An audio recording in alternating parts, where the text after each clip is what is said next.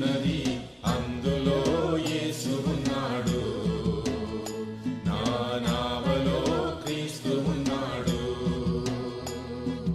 హల్లెలూయా హల్లెలూయా హల్లెలూయా హల్లెలూయా హల్లెలూయా హల్లెలూయా హల్లెలూయా హల్లెలూయా హల్లెలూయా హల్లెలూయా హల్లెలూయా హల్లెలూయా.